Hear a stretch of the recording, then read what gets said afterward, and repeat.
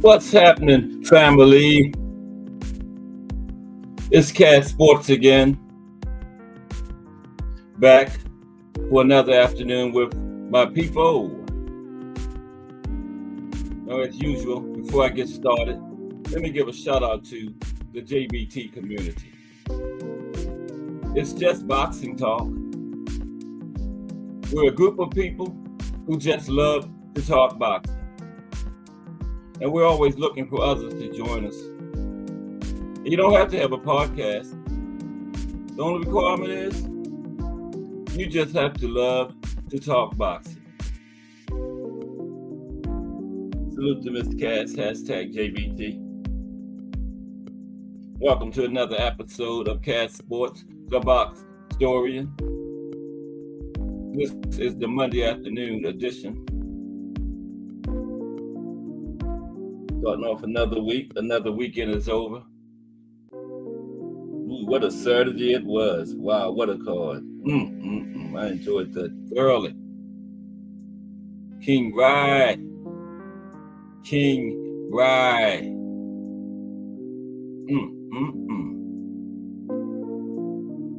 Now, I had to eat some crow at the Crow Show yesterday in the hangout, but I enjoyed it thoroughly. It was good crow.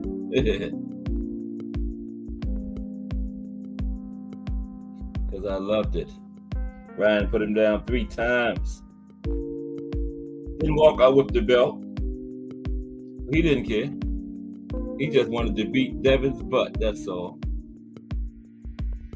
He even gave up $1.5 million for missing weight, I believe. But Ryan didn't care. He just wanted to beat that man, and he did it. Beat him up. Didn't he break his jaw or something looked like? I know one thing. Devin, the tank fight has left the building. Devin blew that. Bubba Tank wastes his time on somebody that knocked Devin down 3 times who Tank made quit. Mike Masick in the building. Salute Mike Masick. Hope you had a good weekend. Welcome to another episode of Cass Sports. How you like that fight, Mike? I loved it. I was just saying, I don't see why Tank would even waste his time on Devin now. Devin got beaten and knocked down 3 times by a guy that Tank made quit. Nah, Devin has blown it. Can't sell tickets. It was just a disaster for the Hades. Couldn't sell tickets, plus went in there and got beat. It's a total, complete disaster. You might have said Bill cried after the fight. I would have loved to saw that. Big bad Bill. Crying? But it was a very enjoyable day. It was. Got another big week planned for you. Got a big day today. Today we're going to be looking at the 4-belt Undisputed champion. Yes, he did, Mike. He got his ass whooped. Got it handed to him. We're going to be looking at the 4-belt all the 4-belt undisputed champions, and I'm going to take you through the path each of them took to become undisputed. And it's 19 of them. Champions in the 4-belt era. Meaning it's 9 men and 10 women. And guess what? Of the 19, 17 of them are active. There's only 2 people that was in the 4-belt era, undisputed era, that's retired. Bernard Hopkins and Jermaine Taylor. The rest of them are all active. Mm-hmm. They're not all still undisputed. But 17 of them are still fighting. Like the one that got his beat started, he's not still fighting. Showtime, the guy passed. Salute, bro. Blessings right back to you, Showtime. Our friend from St. Louis, Missouri. Welcome to another episode of Cat Sports. I was just kind of laughing at Dad. Nothing against the young man, but I think his father turns people against him and root against him because Bill is just so cocky and so mouthy. It trickles down to Devin, you know. It's not hate, but it's just like a little, don't care for the nonsense coming from Bill, so, you know, it trickles down to Devin. It's just what it is, you know. Ace in the family, in the building. Salute, Ace. Good to see you again. I was laughing at Devin. Brian, did a number on him. One judge added a draw. Unbelievable. I mean, he knocked it down 3 times. He got a point taken, but I think it still did enough to where it wasn't a draw. Come on, man. The judge needs to be investigated. What was he looking at? You know, Devin kept getting up and, you know, it wasn't a complete blowout, but it wasn't a draw either. Devin was doing a little something, but it wasn't a draw. I don't think so.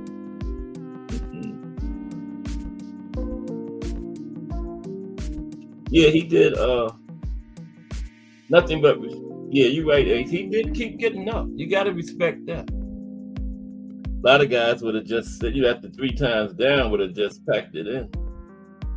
He kept getting up and finished the fight. So, you got to respect that. That is a good point, Ace. Yeah. Jerry Finks in the building and William Old School Rant in the building. But let me tell you all about this week. Today is Undisputed. 4-belt Undisputed. We're gonna look at it's 19 of them now. Former and active 4-belt and undisputed fighters have been undisputed in the 4-belt era. And 17 of them are still active. But they're not all still undisputed, but 17 people that were undisputed in the 4-belt era or are currently undisputed are still active. There's 9 men and 10 women that's been undisputed in the 4-belt era. And we're going to look at each of these champions and look at the road they took to undisputed today. Yeah, that's what we're going to be doing. And tomorrow, we'll talk about bare knuckles boxing. Some of the guys from the 1800s. And then take a look at bare knuckles boxing today because they have that bare knuckles fighting championship. That's like the biggest organization. So we're going to look at them and some of their fights. Look at some of the old school guys from back in the 1800s and then take a look at bare knuckles boxing today. And then Wednesday, we're going to look at the champions and rankings again. I do it like every 6, 7, 8 months. So we're going to look at that again Wednesday. And Thursday, I'm going to start dropping a link early on Thursday. It's going to be like a panel day. Yeah. That was a new format I came up with last week, starting this week. And then the profile this week is Marvelous Marvin Hagler.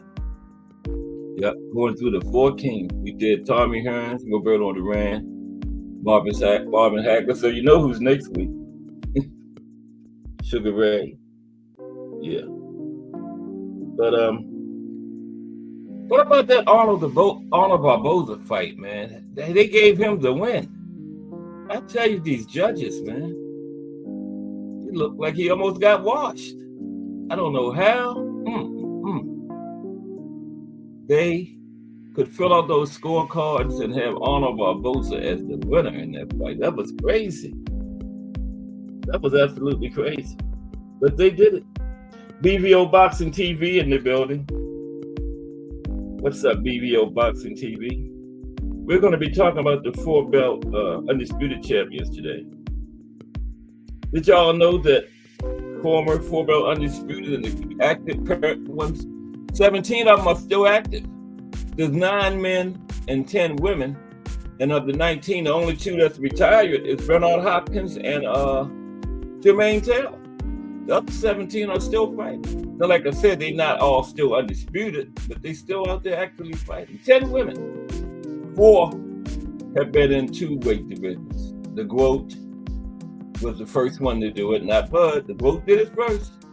And then Bud, and then Katie Taylor, and the Monster. Those 4 been in 2 divisions. Yep. Undisputed. The GOAT, Katie Taylor, and the Monster still is, but Bud, he didn't drop a belt, he got stripped. Yeah, they stripped. That was the fastest strip in history. The man just got the belt in that July. What was it, like 3 months later they were stripping him? That was crazy. Earl had it for years and never got stripped. But I'm Team Earl, but I just didn't think that was right the way they did old Bud. You know. Somebody said it was because he said he wasn't going to fight Boots. Don't you still have to give him a allotted amount of time to see if he does it? What if I say I'm going to kill somebody? They're going to come lock me up because I said I'm going to kill him? No, I got to kill him first, right? Just because he said he wasn't going to fight Boots, that wasn't justifiable reason to strip him. But these sanctioning bodies are crazy. And then Devin gets to keep the belt. I thought, I know Ryan couldn't win it because he came in overweight, but I thought if Devin lost, it would go vacant. But Mauricio Suleiman said, he tweeted out Saturday, I saw it in black and white. He tweeted out that Devin is keeping the belt. And see, they have to come up with some concrete rules, man. You just can't keep making them rules from fight to fight like they do. Because other fights, when the challenger couldn't win the belt and the challenger won, the belt went vacant. But this time, Devin gets to keep it. He lost. You can't still be champion if you lost. Now, right, like I said, Ryan couldn't win it because he came in overweight, but I still don't think Devin should be able to keep it. It should go vacant, you know. But Mauricio knows Devin been willing to pay those sanctioning fees and all that, so, you know, they want to keep it, the belts in certain people's hands. Especially Canelo. They tried hard to get Tank at WBA. They look at them Canelo and Tank bags and figure 3% of that. Yeah, all the sanctioning bodies.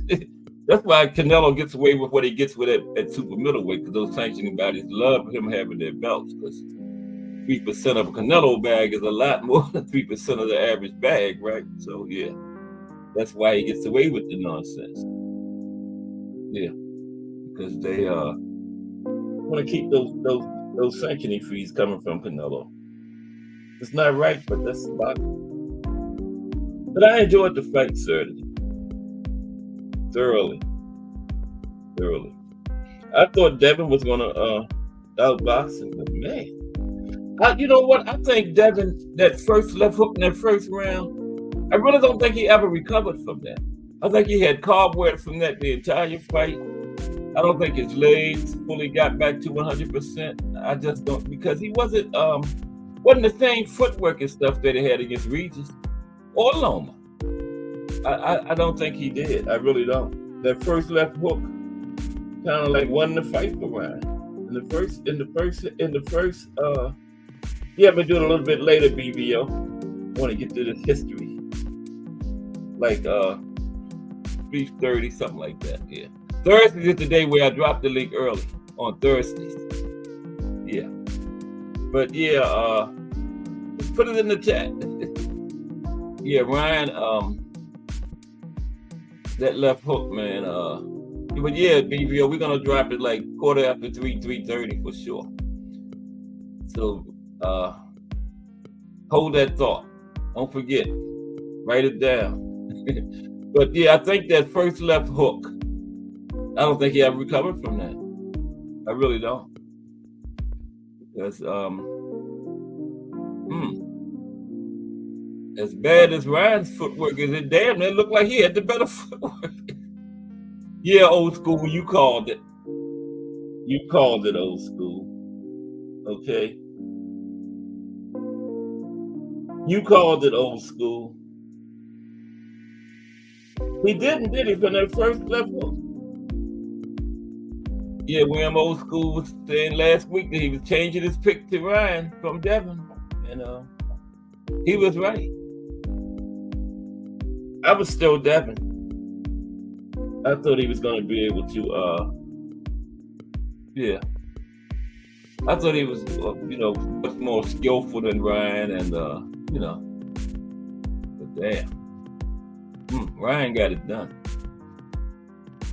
But I guess who was the first ones at the post-fight press conference this time? Phony ass Oscar and B-Hop. Remember? Last time they didn't show up. They were there this time though, with bells on. Those two guys are phony, man. They are so phony. Now, if he lost, he probably wouldn't have showed up again. Remember the tank fight? They left Ryan out there with some vice president or something, Eric Gomez or somebody from Golden Boy. But who was up on the stage to all the press conferences before the fight? But they were at the post-fight press conference this time, wasn't they? Oscar grinning, showing every tooth in his mouth. Couldn't keep his mouth closed. He was grinning so much. Him and B-Hop are two of the most phony people I've ever seen, man. I just hate that, man. And Ryan wasn't looking at him too happily either. I think he snatched the microphone. Oscar, when they were sharing the microphone, and Oscar reached for it, Ryan looked like, give me my microphone. He wasn't too happy with them two guys, man, because they're phony. They're phony. If I was Ryan, I would have told him you're not invited to the post-fight press conference. We're going to get started in about 5 minutes. Give me a few more people time to get in.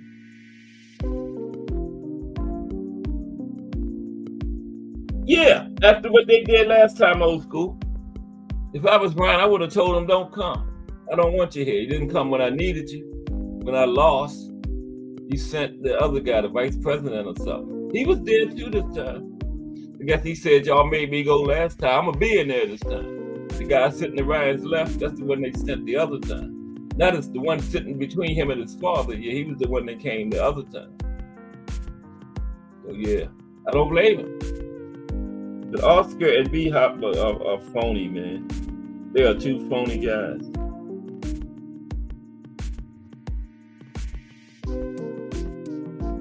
Yeah, he didn't like that. Just do boxing in the building, divorce.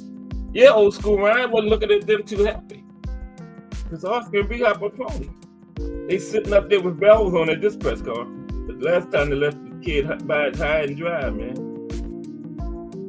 Since the vice president of Golden Boy, somebody out there. But look who's sitting up there this time, all up in Ryan's grill. B-Hop had to learn up to stand up behind him one time. If you don't sit your ass down. But they just two phony guys, man. They look phony. Oscar and B-Hop, man. Canelo said that Oscar's the type guy you can't trust. He said it on the Breakfast Club, straight up. He said Oscar's the type guy that you can't trust, and he shows it. Now, if Ryan had lost, they probably wouldn't have been there. Talking about death threats after the tank fight. But he's sitting the day before the tank fight outside, way up in the air on a podium. You wasn't worried about no death threats then.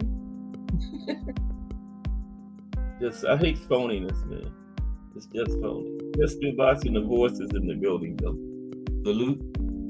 Okay, we're gonna be talking about the 4-belt Undisputed era. And like I said, there were 19 altogether now. 9 men and 10 women. And 17 of them are still active. They're not still all of them not still undisputed, but yeah. The only two 4-belt undisputed people that retired are Bernard Hopkins and Jermaine Taylor. The rest of them are still actively boxing. And 10 women. And the first woman was Cecilia, what is her name? I gotta look at my notes. Breakfast. I think she's Norwegian. Yeah, she was the first woman. And she held it for a long time. She lost it to Catskilla, Jessica McCaskill.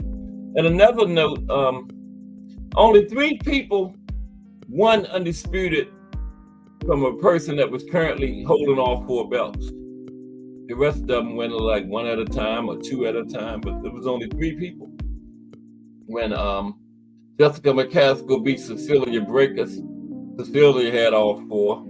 And when Jermaine Taylor beat B-Hop had all 4. And when Savannah Marshall beat Franchon had all 4. But other than that, nobody else took all 4 belts at one time. You know. Now Bud Earl had 3 of them, but Bud beat him.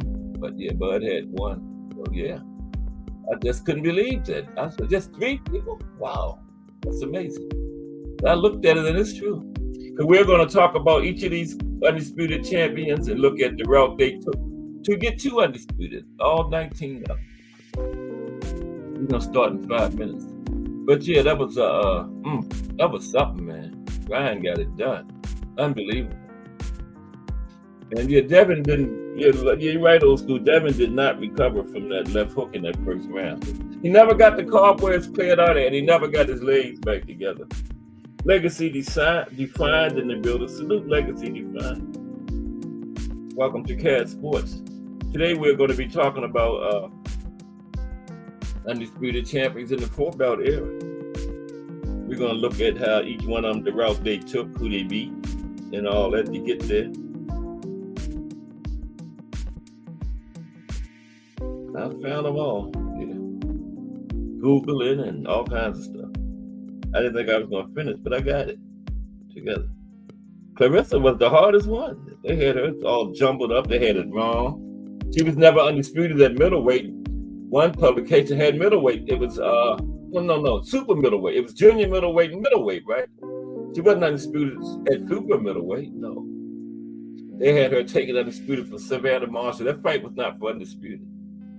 So you got to watch some of these publications, man. They give you bad information. I ain't trying to give my people no bad information, you know? Yeah, but she wasn't. She was junior middleweight and middleweight, right? Clarissa was never undisputed at super middleweight because Franchon had it. And then Savannah Marshall took it. And then Savannah is champion in recess. I thought her and Franchon was going to fight after Franchon beat Shadeja. They haven't got that together yet. That was in December. Franchon said she wanted the rematch. Whatever. Savannah was supposed to be injured, but that was like last July. She should be well by now. Damn, what the hell's wrong with her? Because being champion in recess, Savannah has the first shot at the belt whenever she gets ready, you know. But, she had 6 months, then the WBC can let anybody fight for it, you know. So it's way past that point. Yeah, so she might be lost her shot, lost her chance. So let's get ready to get into this. Well, salute everybody for rocking with me today. Okay.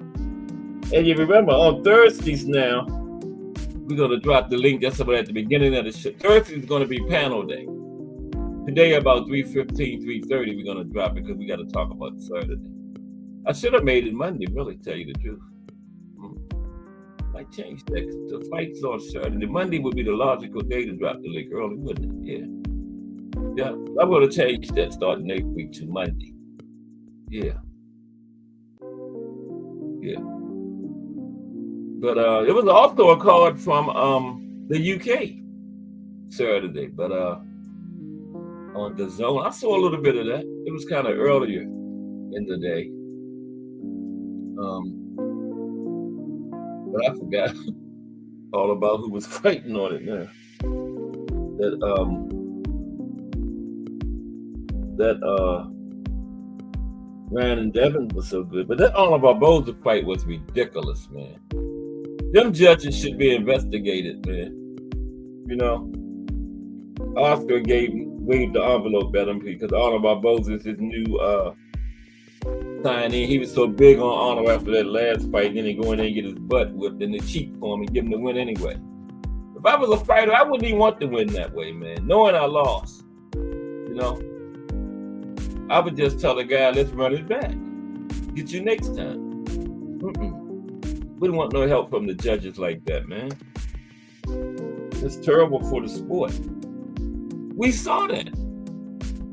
We all saw that Arnold Barboza get his butt whipped, man. It shouldn't even been no hard fight to judge. You know?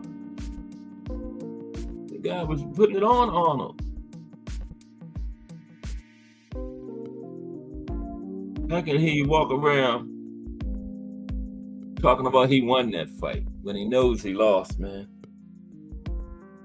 Knows he lost. That's crazy. Yeah, they do, Joy.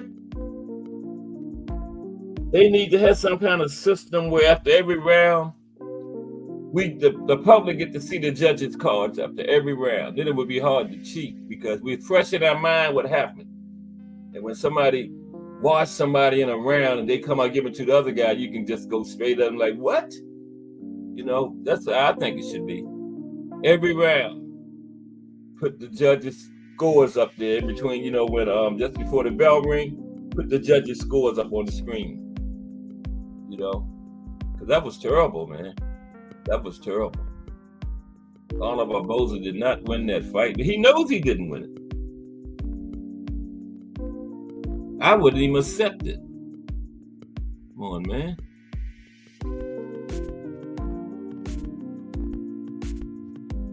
But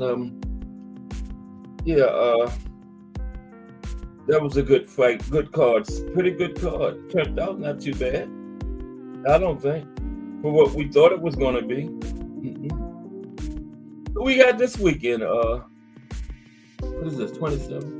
I know Monster's coming up. I think next weekend. Well, Tuesday. Monster's on Tuesday morning. I think it's no, not next Tuesday. The one after it. Yeah. Monster's coming up again, fighting Louis Neary, putting his Undisputed on the line. I don't think Louis, I don't think there's anybody at 22 that can challenge Monster. I don't think. When he gets to, I don't even know about 26. Who's at 26 could get Monster a run? I don't know. Where's Cool Boy at? I think it was Al Booger or Remo was saying that he said he was waiting on a venue and a date or something. So yeah, it's good just to hear from him, you know. Yeah. I'm not gonna worry about the card today. I'm gonna jump right into the Undisputed 4-belt era. What's the name of this show again? 4-belt Undisputed Champions. Okay, right there on the screen, Cass. Man,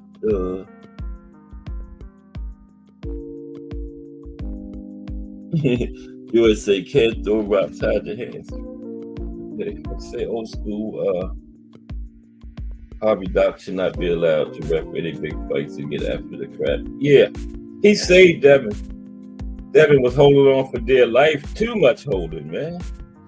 I mean, every time Ryan went near him, he was like that was his girlfriend or something. They should have turned some music on so they could dance. God damn, that just was ridiculous, man. But like I said, Devin had cobwebs and that whole fight from that hook, and he never got his legs back together from what I seen. What y'all think? I don't. That wasn't Devin. After that left hook in that first round, he never got it back together. Now he was doing some things. And you know, I give him respect because he kept getting up and finished the fight. You gotta respect that, man. You gotta give him his props for that. No matter how much you don't like Bill, you gotta give Devin his props for that because he showed a lot of heart, man.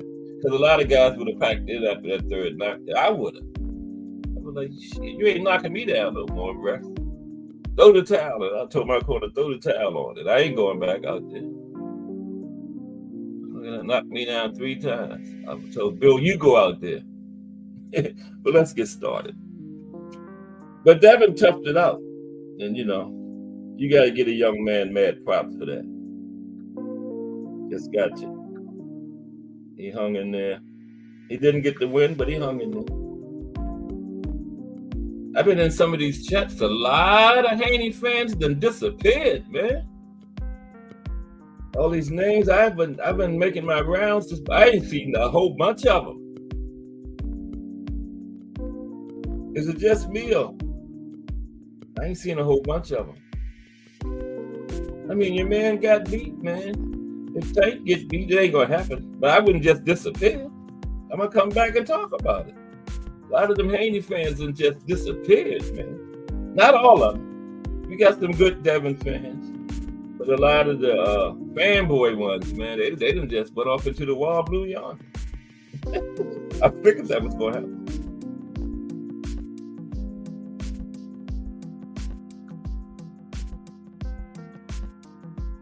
I mean, if you call him that guy like he was invincible, anybody can lose, man, any day. It's boxing. I'm trying to get this up. I'm telling him, come on.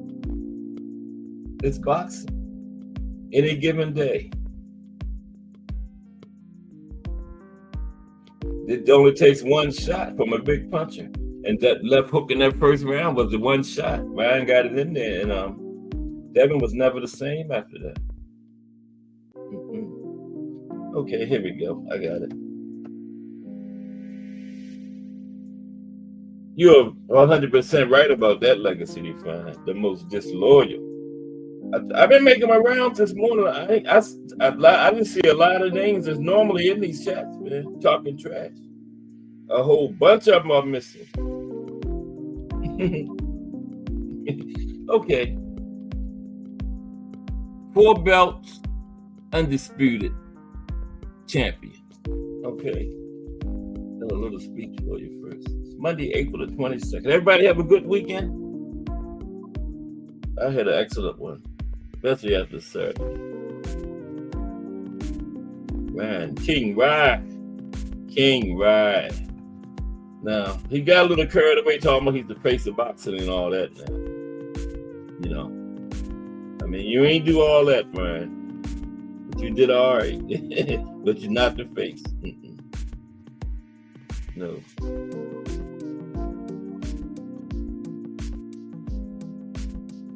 I know, old school. Hitting him in the back of the head, holding. And Harvey Dock took a point from Ryan. Ryan was like, get off me. You know? And even with that point taken, I still don't think it was a draw. That judge was crazy. Okay. 4 belt undisputed. Now, what is an undisputed champion? Now, are there 4 or 5 belts? Now, the WBA, WBC, IBF, and the WBO, they are the 4 major recognized belts and the ones you need to be in possession of to be an undisputed champion, right? Now, this has not always been the case. Now, the WBA and the WBC are long-established titles, meaning undisputed champions who were more commonplace in previous eras when we had just those two belts. Even when we had 3 when the IBF came around, it wasn't as hard as it is today when we got 4 belts. Now, the IBF entered the picture as a major player in the 1980s, and the WBO's ascent to the top was somewhat more staggering. Now, the WBO title fights, such as when they had the British guys, Chris Eubanks and Nigel Benn was going at it, that brought them a lot of legitimacy in some weight classes. But in others, their title didn't amount to little more than a meaningless trinket, right? For example, when heavyweight champion Lennox Lewis had the WBC, and Holyfield had the IBF and the WBA. That fight was billed and recognized as an undisputed fight, although the WBO was around at that time. That fight was considered undisputed, and they didn't even recognize the WBO. Nope.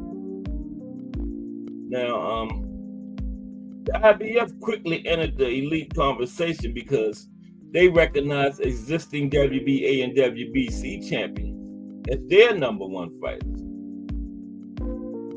But the WBO decided, when it came in '88, to allow lesser-known fighters to compete for their titles. That's what took them so long to get recognized by the other three. Now, heavyweight WBO champions Michael Moore, Riddick Bowe, and Henry Akinwande, they vacated the belt. You know, that's what they thought about it, and went after the other titles. But the WBO had some guys in the lower weight classes like Joe Kawasaki, Asim Hamed, Oscar De La Hoya, Vladimir Klitschko. They were among some of the people that helped build an organization's prestige. Now, in 2004, the WBC began naming WBO champions in their rankings. And the IBF followed suit in 2007. It's always been, the WBC has always led the way, you know. When Mauricio and them make their move, the rest of them fall in place. Lonnie Lee in the building. Salute Lonnie Lee. Hashtag JBT. Old school hashtag JBT. How are you today, Lonnie? Good to see you. We're talking about 4-belt undisputed champion. We're going to talk a little history about the sanctioning bodies, just briefly, and then we're going to talk about these champions and look at just the road they took to undisputed. Okay, who they beat, because you know, only 3 people that became undisputed beat undisputed champion that had all 4 belts at the time they beat them. The other 16 did it like 1s and 2s at a time. Only 3 got them in one swoop, one fight. I thought it was more than that, but yeah, that's all. Only 3 people. Yeah. And I got old school boxing TV, old school JBT, BBO boxing TV. Okay. Now, where were we? Now, below the big 4, the IBO, International Boxing Organization, is the most notable world title today among the lower ones, but it is not considered in the undisputed conversation. Now, there's a lot of alternative titles within these big 4, like interim, regular, super, diamond, franchise, champion in recess, silver, emeritus. Take your pick. And that has also muddled the waters. Now, to be considered the undisputed champion, a fighter must be in possession of the world title belts from each of these 4, WBA, WBC, IBF, and WBO. Now, Ring Magazine belt is kind of big too. While it's not a sanctioning body title, but the champions of the ring has been awarded by the American Boxing Publications, and is generally revered because Ring Magazine's belt cuts through the complications of the sanctioning bodies, right? As a single title, it recognizes the best fighter in each weight division, because there's only one Ring Magazine belt. Okay, you don't have no super Ring Magazine title with interim and regular and all that stuff. One person in each division has the ring belt. That's what makes the ring belt so prestigious, you know?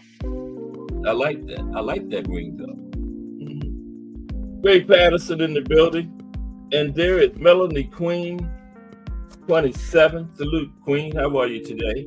What's up, Ray Patterson from New Jersey? And somebody else. The Boxing Menu Podcast Plus in the building. Welcome, everybody. We are talking about 4-belt undisputed champions today.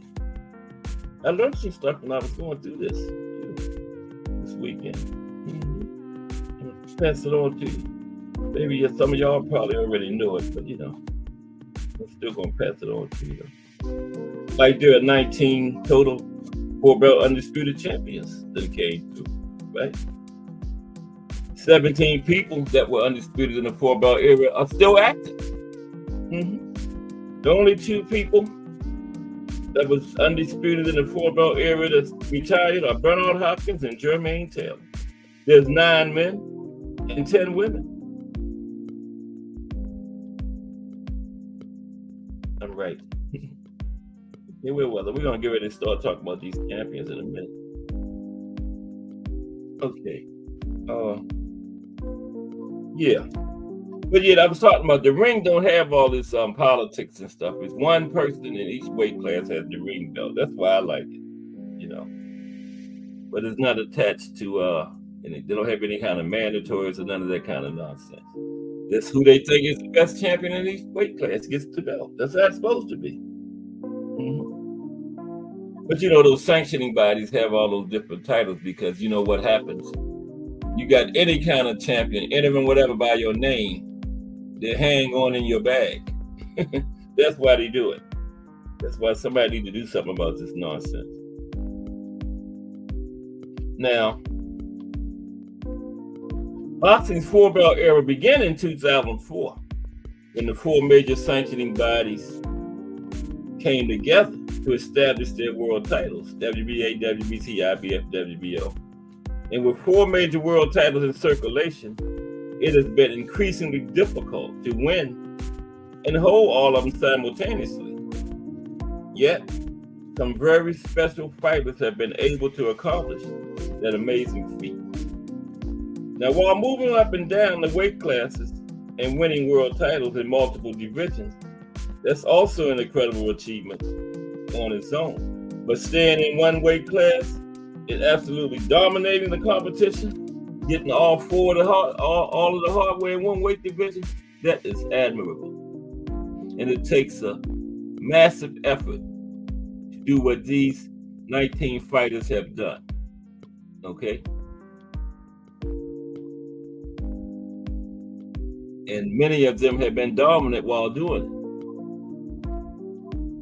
So let's take a look at them, right? Let's take a look at these special fighters. 19 of them. 9 men and 10 women have been undisputed in the 4-belt era. That's right, 10 women. First woman was Cecilia Bracker, so we're going to get into it. Okay, I'm going to turn this down some, if I can find the volume. Cursor, okay. There it is. Bear with me for 1 second. There's the volume right there. That's better, ain't it? Yeah, I think that's better. Okay.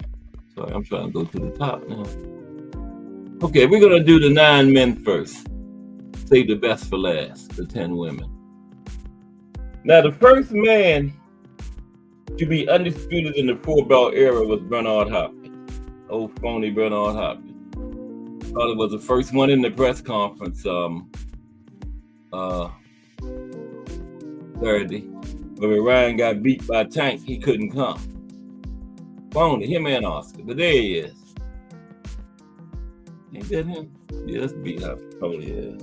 Excuse my language. I just don't like phoniness. Okay, Bernard Hopkins, that's where we at. Called himself the Executioner. He's a boxing legend. Bernard the Executioner Hopkins. Also known as the Alien, right? Now, he's one of the greatest fighters in the history of boxing. His body of work certainly precedes him. And in 2004, he became the first ever undisputed world champion in boxing's 4-belt era. Okay. He was undisputed at middleweight. Now, his first title at middleweight was the IBF belt, which he won with a TKO over Segundo Mercado in 1995, right?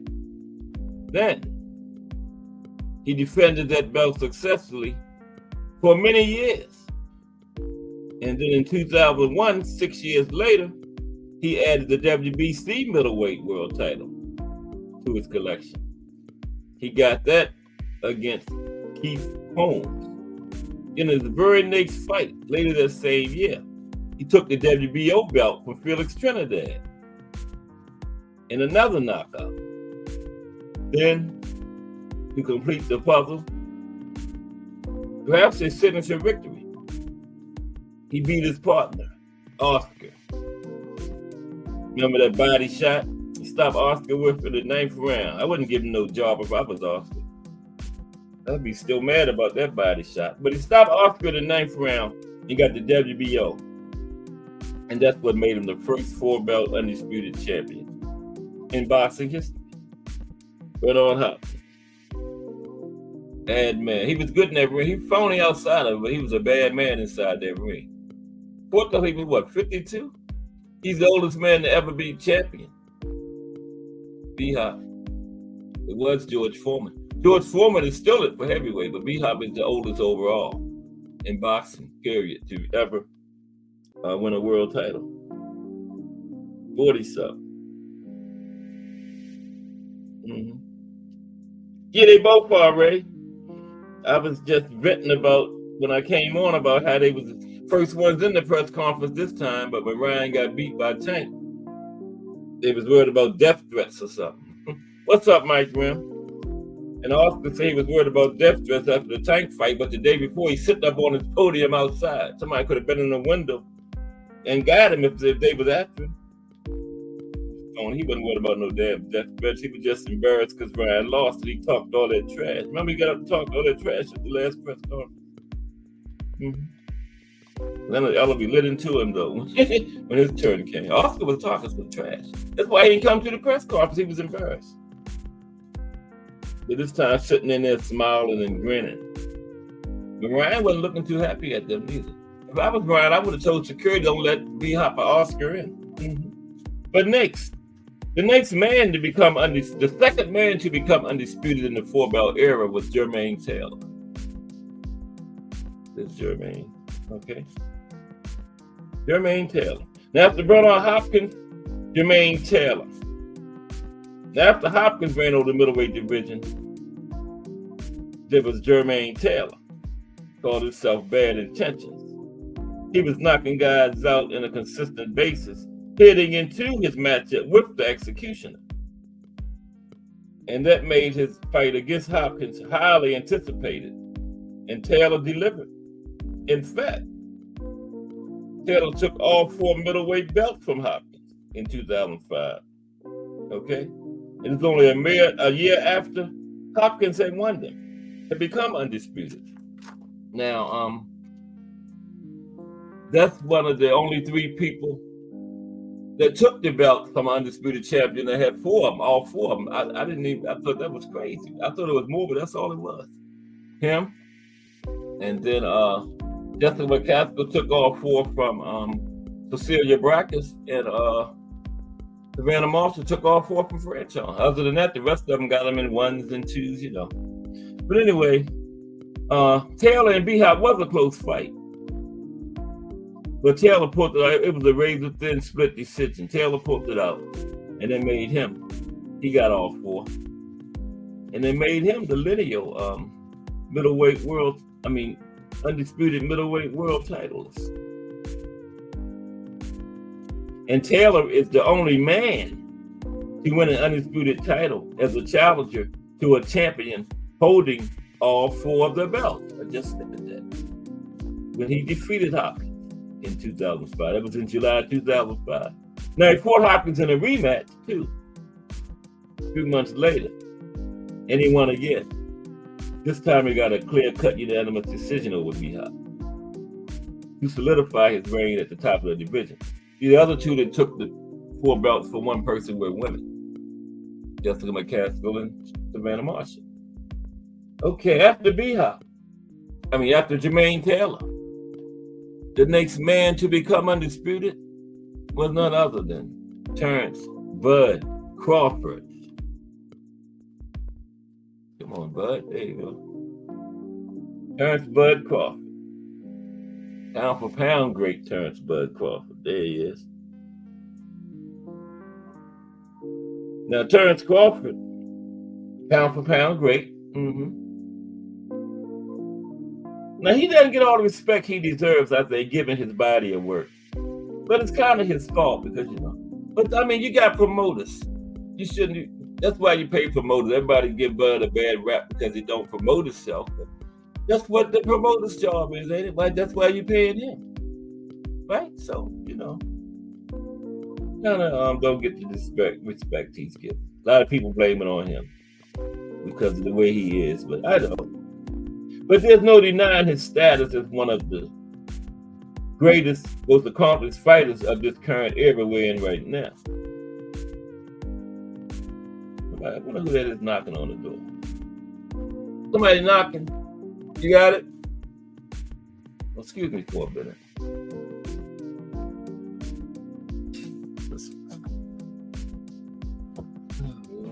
Mercy. Yes. Not like the damn police. Yeah, who is it? Anybody there?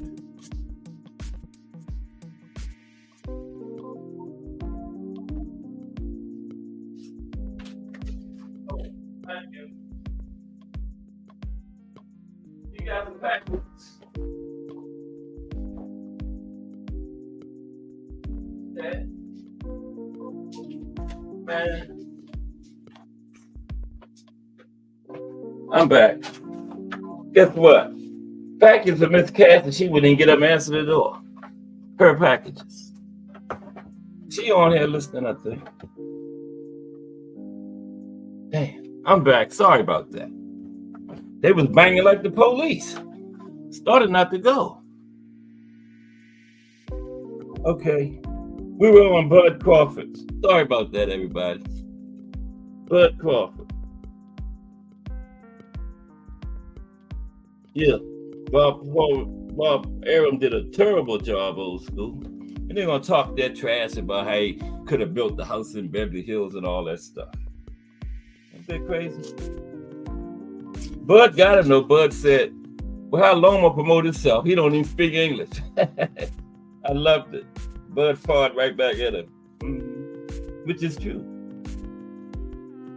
How does that work out? Loma promoting himself? He don't even speak English. But anyway, Bud Crawford. Now, first, he was undisputed at super lightweight first.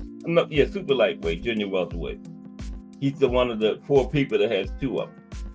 The first belt he got at super lightweight was the vacant WBO belt. Okay, he got a technical knockout win over Thomas Delorme in 2015. Then Bud picked up the WBC belt with a unanimous decision against Victor Postol in 2016.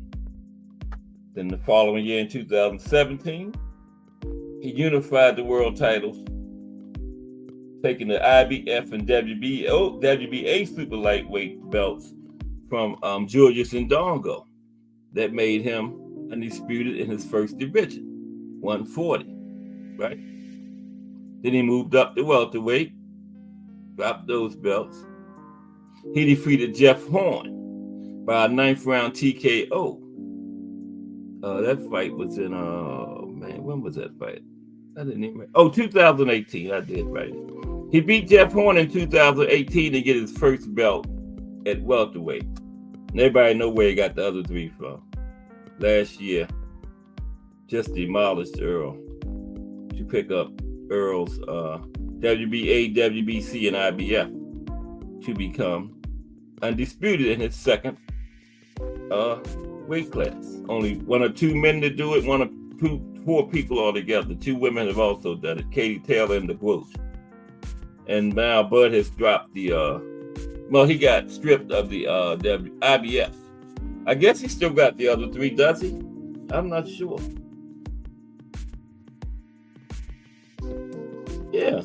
What happened to Bud's suitcase, old school? Did he drop it? All of a sudden there was hot stuff, and then all of a sudden everybody just stopped talking about it. It was front page news one day, and the next day it was gone. What happened? Anybody know? Did he get any money or what? I don't understand that. Remember, it was all over the YouTube and everywhere one day, then the next day, you never heard about it again. At least I didn't. But the next man after Bud Crawford to become undisputed in the 4-belt era was Alexander Usyk. Yeah. And he lost those heavyweight belts to Daniel Dubois, but the referee cheated. Talking about a low blow. If it's shit way up there, he's deformed. Because that was way up in his side. Okay. So, and he gonna get all down and fake like he was hurt. He was hurt because that body punch hurt his ass, and the referee saved him because he wasn't gonna recover from that no 10 count. But so yeah, this fight between him and Fury shouldn't even be happening because he got beat. But anyway, he was undisputed at cruiserweight though. Sorry, Alexander. We're not even talking about that fight you got beat today. We're talking about what you accomplished at cruiserweight. Sorry about that. Now, Usyk is a hard-hitting southpaw, Ukrainian. Okay? Now, he's currently the WBA, IBF, and WBO World Heavyweight Champion after beating highly regarded Englishman Anthony Joshua 2 times. I don't think he beat AJ right now. The way AJ fighting and the confidence he got right now, I don't think he can handle AJ right now. I'd like to see him fight again. AJ get another shot at it. I hate to say it, but I'm glad Wilder didn't fight AJ. I'm glad he didn't because that might have been not turned out too good for Wilder, man. This AJ here, this ex Nagano. Now Usyk has been a unified heavyweight champion since 2021 and the Ring Magazine champion since 2022. Now, previously, he held the Undisputed Cruiserweight Championship from 2018 to 2019, just a year. Then he vacated and went on up to heavyweight. Now, he was the only first boxer in the Cruiserweight division to hold all 4 major world titles. Now, he wasn't the first undisputed because I believe Holyfield was, but it was only 3 when Holyfield did it. I don't think they wasn't recognized in the WBO yet. Okay, so Usyk was the first one to hold all 4 in cruiserweight. Now, he is widely regarded as one of the greatest Ukrainian boxers of all time, along with Loma, and one of the greatest cruiserweights of all time, along with Holyfield. He is one of only 3 boxers who have unified the cruiserweight division and then become a champion at heavyweight. I know Holyfield. I don't know who the other one is. Oh, Archie Moore, right? I think Archie Moore. Holyfield and Archie Moore. I think it's Archie Moore. Yeah. Oh, yeah, you don't have no clue about the suit. They just stopped talking about all of a sudden suit, old school. Bob must have paid him under the table or something because Bud wouldn't just let it go like that. Because remember, one day it was all over the place, then all of a sudden, like the next day, it was gone. And nobody was even that worried about it. Now, this is Usyk's path to undisputed at cruiserweight. He first won the WBO strap, okay, in 2018 with a 12-round unanimous decision over Krzysztof Glowacki. I got his last name right. Then he added the WBC strap later. So he got the WBO in 2016. Added the WBC strap in 2018 with a majority decision over Maurice Breedis. Then in his very next fight, also in 2018, he defeated Murat Gassiad by unanimous decision to add the WBA title. And he completed his cruiserweight undisputed run in his third fight in 2018 by knocking out Tony Bellew in the 8th round to claim the IBF belt. Now, Tony Bellew was at the end of his career then. I ain't got Usyk knocking out no young Tony Bellew, because Tony Bellew retired after that fight. Just the English bad man, English guy. So yeah, he probably shouldn't even still been in there. But he had a title, so Okay. So that's how Usyk became undisputed at cruiserweight. Then he went on up to heavyweight, vacated like Bud did at junior lightweight. Then the next man after Usyk was Josh Taylor to become undisputed in the 4-belt era. Was Josh? What do you call himself? The Tartan something. Tartan Tornado. is a Taunton tornado. Now, Josh is the second Scotsman in history to become undisputed boxing world champion, and the first from the United Kingdom. I don't know who the other one was to accomplish the feat in the 4-belt era. Now, they had other Scotsmen in the 2 and 3 belt era. Okay, the first belt Taylor won was his junior lightweight. First belt he won was the IBF from Ivan Barancek. That was in 2019 via 12-round unanimous decision. Close your ears, old school. In his next fight, he added the WBA super lightweight strap. You know who it was, old school, to his collection with a close majority decision over Regis. Sorry, old school. Okay, that was in when he beat Regis. What was it? When was that? 2019. No, that was the first one. 2021, he beat Regis. Okay. Then also in 2021,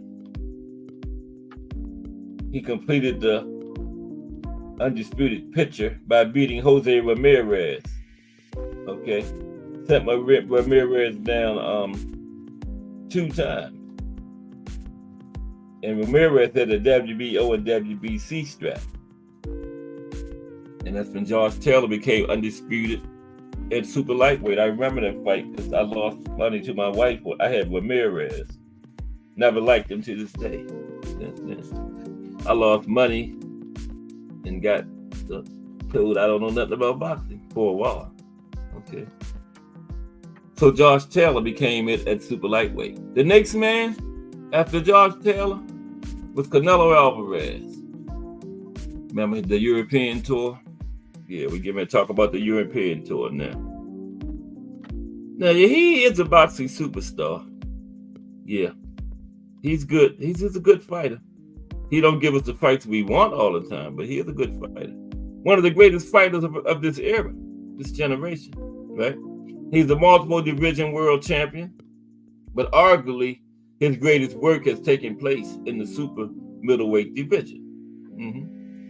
And he reigns as undisputed king currently. Okay. Now he got his first title there. He got the WBC and WBA at the same time when he beat Callum Smith in 2020 by decision. Then he added the WBO from Billy Joe Saunders. He stopped Billy Joe in 2021. Then also in 2021 was when he got the TKO over Caleb Plant, and that's what made him undisputed. And if David Benavidez would have never lost his belt on that scale, Canelo would have never got undisputed at super middleweight, because he would have never, had warned us, he would have never fought David Benavidez, and David Benavidez would have still had that WBC strap. I ain't never forgave David Benavidez for that, neither. Because Canelo would never got undisputed. He wouldn't have tried for it. If Benavidez had that WBC strap, Canelo wouldn't even been concerned about undisputed. But once David Benavidez lost it on the scale, Canelo became so interested in undisputed all of a sudden. Okay, y'all know I'm telling the truth. If David Benavidez hadn't lost their belt on the scale, Canelo wouldn't even been worrying about no undisputed. I promise you. Now after Canelo, I think we up to like the number 7th man become undisputed in the 4-belt era was Mel. Remember Mel tried for it twice, had to draw. Then he had to go back and fight Castano again. Where's Castano at? After the second fight with Mel, what was that, like 2022? Haven't heard nothing from him. He didn't get beat that bad. I mean, he got stopped, but damn, he could have been back. He's off of suspension or probation or whatever they put you on when you get knocked out by now. That was like 2 years ago. Same thing with Rashidi when he lost to Vila in January. They just disappeared off the face of the earth. Rashidi, that was in January 2023. Remember the Tank started the first card that year, remember? I heard nothing from him since. But Jamel was next. The 7th man to become undisputed in the 4-belt era. And Mel is one half of boxing's incredible Charlo twins, and is currently, well, he's not anymore. I messed that up. He's not the undisputed super welterweight champion anymore. Does he have any belts left? Every time you turn around, they were stripping Mel. I think he might have one. Okay. Now, junior middleweight. Now, he had long held the super welterweight title. I couldn't even find out who he won that from. The first one he had. But super welterweight, WBC was the first one he had there. Anybody know? I couldn't even find that one. He had, when I first started hearing about him, he had that. Then, he lost his first fight to Tony Harrison in 2018 and lost it. But then, he got it back in 19. Then he went on a belt collecting mission. He defeated Jason Rosario in 2020 to add the WBA to the WBC and IBF. He got WBA and IBF from Jason Rosario, right? Then he went up against Brian Castano because Castano had the WBO. Yeah. He lost it. Yeah, Castano had the WBO, the only belt keeping Mel from undisputed. And they had a draw, remember? But they had the rematch. And Mel got him out of there in the rematch, remember? And that cemented his undisputed. Junior welterweight, Castano had the WBA. Once he got that, Mel became undisputed. The 7th man in the 4-belt era. The 8th man was, I got to scroll down some. The 8th man to be undisputed in the 4-belt era was The Dream. He almost took a Dream Saturday. Y'all know what I'm talking about. There you go. Devin the Dream Haney. Yep. He wasn't fighting nobody but George Kambosos, and they caught up with him, see? Getting there with somebody your age and your size, see what happened? But the next addition to the undisputed world champions list in boxing's 4-belt era was unbeaten 23-year-old Devin the Dream Haney. But he ain't unbeaten no more, but he was unbeaten at that time, right? 23 years old. He got the WBC lightweight world title when he was elevated as champion after the previous WBC lightweight champion, Vasyl Lomachenko, ducked him and was promoted to franchise champion. He got the protection belt from Mauricio. See, I tell the truth. I ain't sugarcoat. He ducked Devin. Mauricio gave him the protection belt.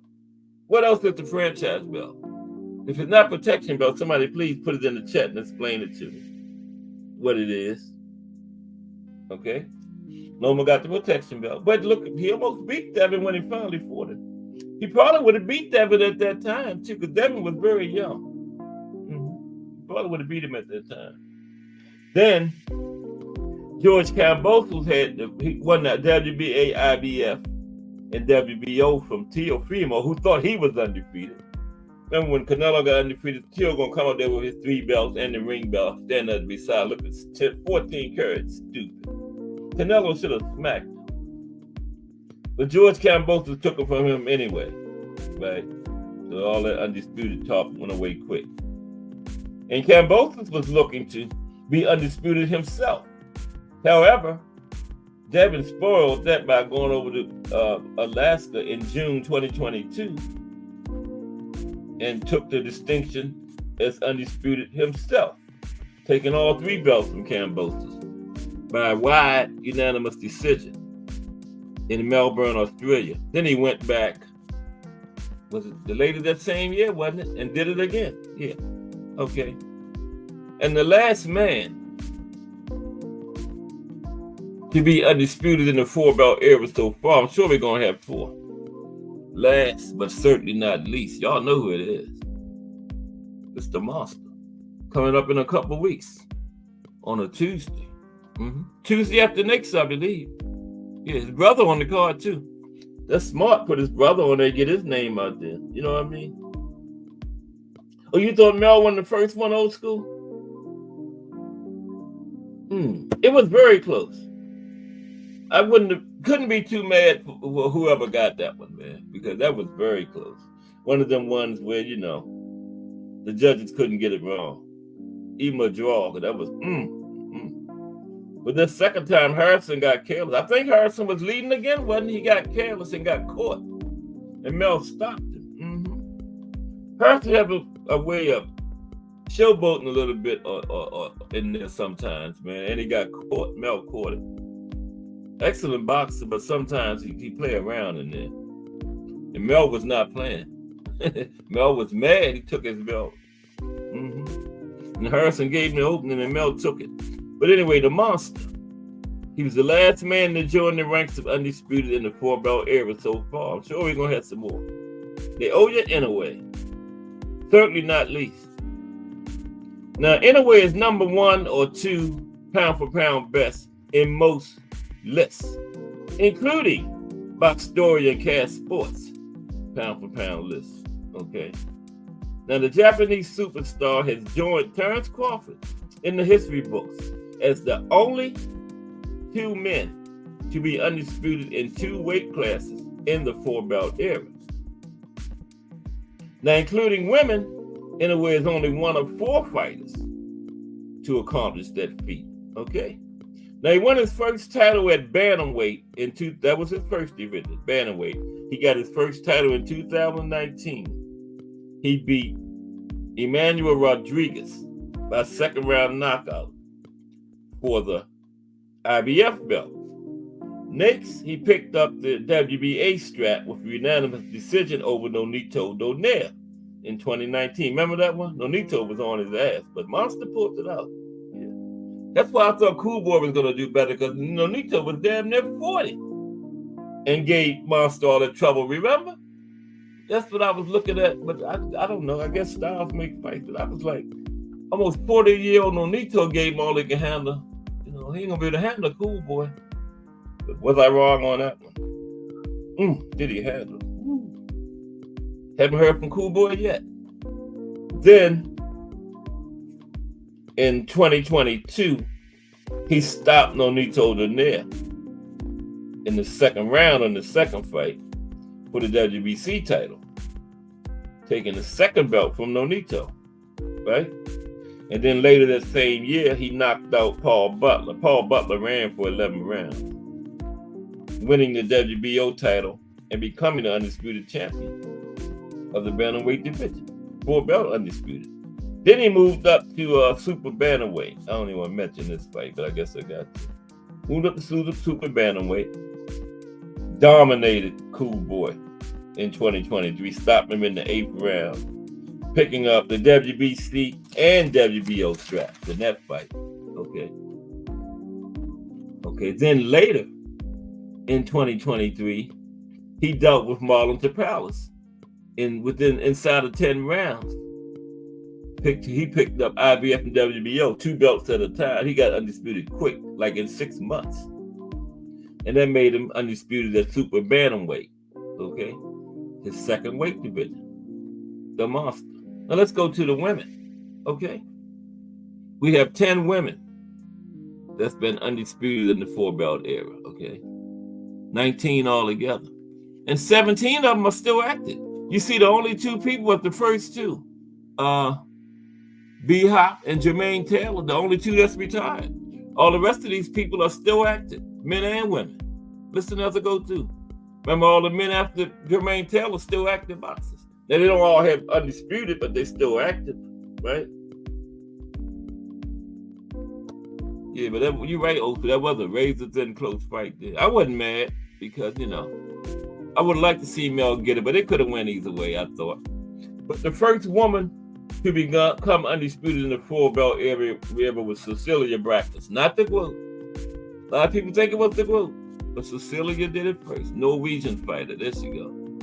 Cecilia Braekhus. She's a Norwegian boxer, and she was the first woman to be an undisputed champion in the 4-belt era. Yes, she was. Wasn't the Glue. Now, she was welterweight champion for 6 years, 2014 to 2020. Okay. Now, she won her first title. She was undisputed at welterweight too. She won her first title at welterweight in 2009. She's a veteran fighter, defeating Vinny Goldguard by a 10-round unanimous decision to become the WBC champion. And she also got the vacant WBA title in that fight. Okay. She didn't have a belt. Goldguard had the WBC, and the WBA vacant was thrown into the winner. So she got 2 belts in that fight. Then she got the WBO strap in 2010, outpointing American Victoria Cisneros by unanimous decision. She completed her run to the welterweight undisputed championship in 2014 with a win over Ivana Habaz by unanimous decision. And she kept that all the way till 2020. That made her the first Norwegian and the first woman to hold all 4 major world championship belts in her weight division in boxing, which was welterweight. Now, she was one of the 3 people that lost all of her 4 belts at one time as undisputed. Only 3 people did that, remember? Justin McCaskill took them. Now, here we go. Next was the group. Clarissa Shields was the next woman, second woman, to become undisputed in the 4-belt era, was Clarissa. Old school said she was hot too. I can't say that, Miss Castless. Okay. Clarissa Shields has been the dominant force of the women's undisputed era. Yes, she has.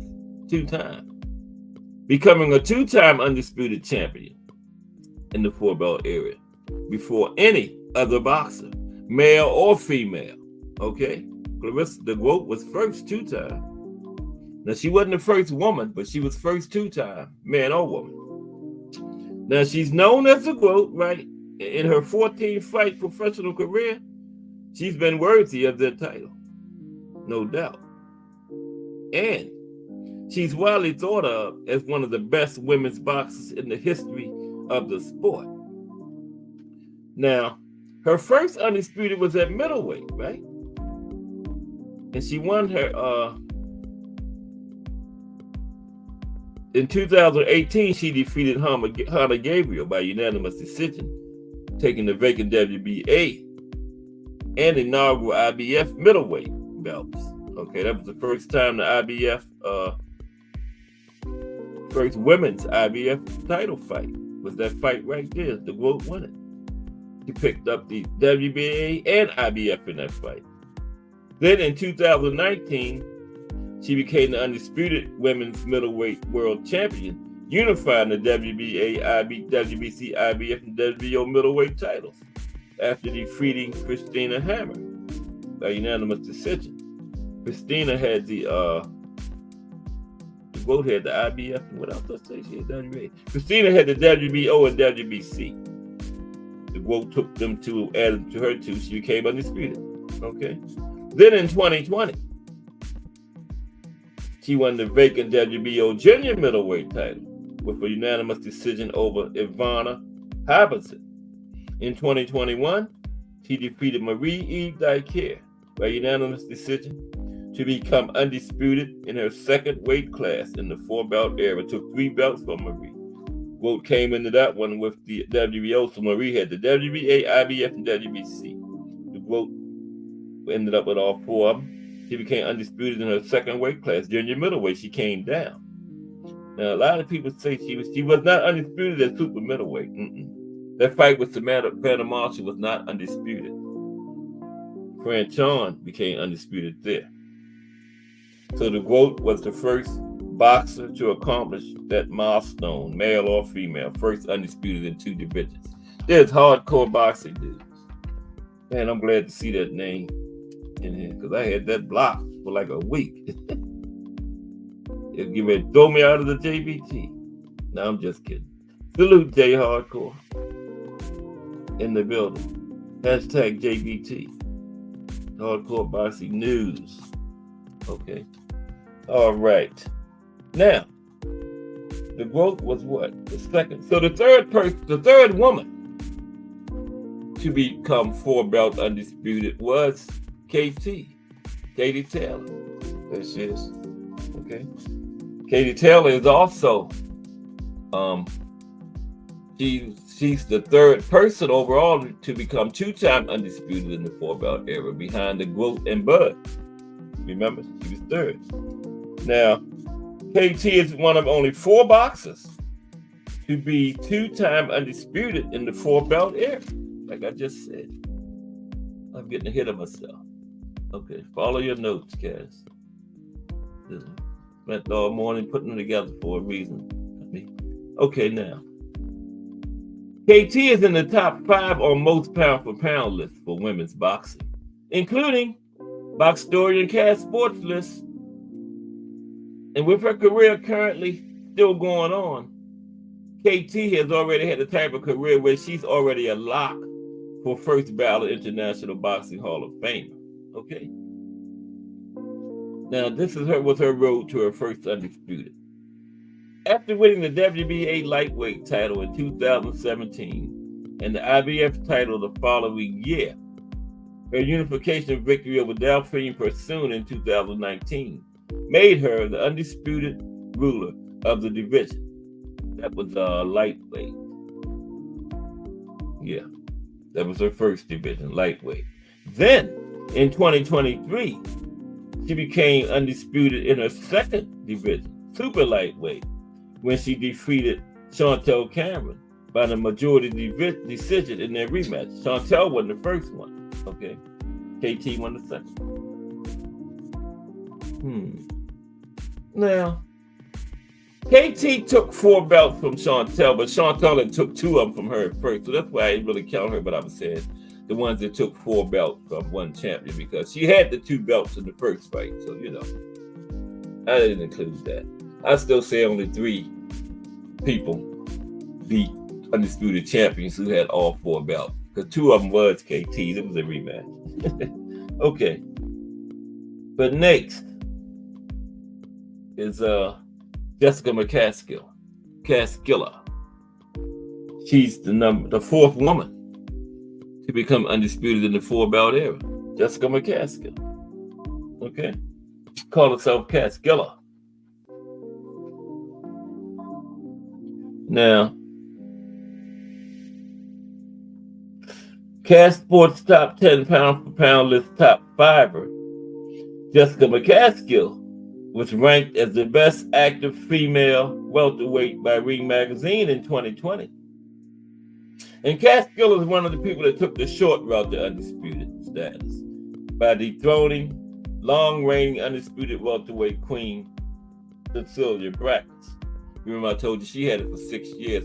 Cecilia was the first woman to be undisputed, okay, right before the vote. And Cecilia was still in possession of all 4 major titles when Miss Caskill defeated her. Okay, she was one of the 3 people that defeated the champion when they still had all 4 belts. The rest of them, one of them in 1s and 2s and like that. Okay, Caskilla. I did change it. Next is Fran Chon. Fran Chon was the 5th woman to become undisputed in the 4-belt era. Fran Chon Cruz Discern. Okay, there she is. Now, Fran Chon has come off of that big win over Shadeja Green in December, and she's looking for another title shot after losing her undisputed status to Savannah Marshall last year. Now, in May, this is how she came to be. Now, in May 2022, she was ranked as Ring Magazine's and Box Rank's best active female super middleweight. Okay? And remember, Fran Chon was the ruler of that division before that loss to Marshall. Now let's look at Fran Chon's road to undisputed status at super middleweight. Fran Chon won her first professional world title in 2018, beating Maricela Cornejo for the vacant WBC super middleweight title by majority decision. In a rematch in 2019, Fran Chon retained the WBC title and won the WBO title this time Kaniho had picked up another title, and Franchon went and took that one from her. Okay? So now Franchon has the WBC and the WB. What did I say she had? Okay. WBC. Yeah, okay. WBC and WBA. I wrote that both of them as WBC, but one of them was supposed to be WBA. She has the WBC and the WBA, okay? Then she won the WBO title. Okay?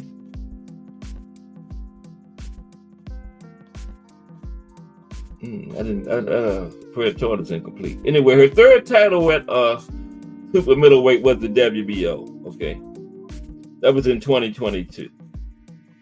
Then she became unanimous by beating Eileen Federusa, also in 2022 by unanimous decision. That win made Franchon the undisputed champion of the super middleweight division. Yeah. I was rushing by then. But yeah, Franchon Cruz. Now, number 6 woman to become undisputed in the 4-belt era was Chantel Cameron. Okay. There's Chantel. Oh, no, that's Franchon. Not that. There's Chantel. Now, Chantel had those 2 classic fights with Katie Taylor last year. 2 majority decisions. They both with each other's only loss. Fan-friendly fights. Those 2 fights had trilogy written all over them, man. But we didn't get it. So I guess it is what it is, because KT is fighting Savannah Marshall next. Plus, they fought in amateur. Chantel and Katie Taylor did. Man, so people would love to got a trilogy out of that. Now, this is how she went to her undisputed at welterweight.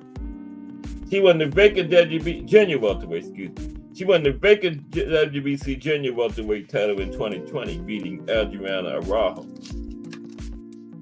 by unanimous decision. The next year, she picked up the IBF strap with a unanimous decision win over Murray McGee. In 2022, she won the vacant WBO and WBA straps in the same fight to become unanimous. To win a unanimous decision over Justin McCaskill to become the super lightweight undisputed champion of the world. Whoever won that fight was going to be undisputed between those 2. Okay. All right, we're winding down.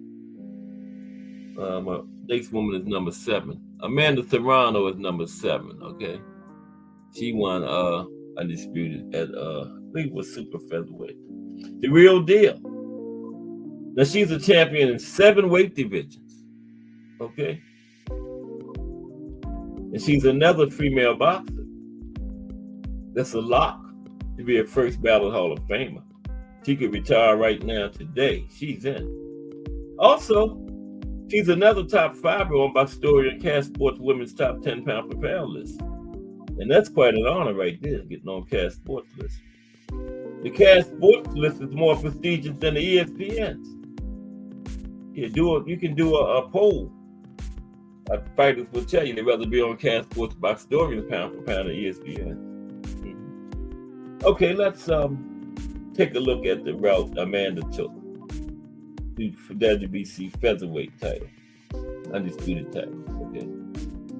Now she won the vacant WBC featherweight title by defeating Jennifer Scott in the first round by knockout.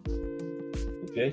In 2016, she won the vacant WBO title by first round TKO of Olivia Jarula. Evander, the real deal, was walking through him. Then in 2022, she picked up the IBF strap from Sarah Moffat by a 10-round unanimous decision. Yes, sir, it's tough. Amanda had to take her to the decision.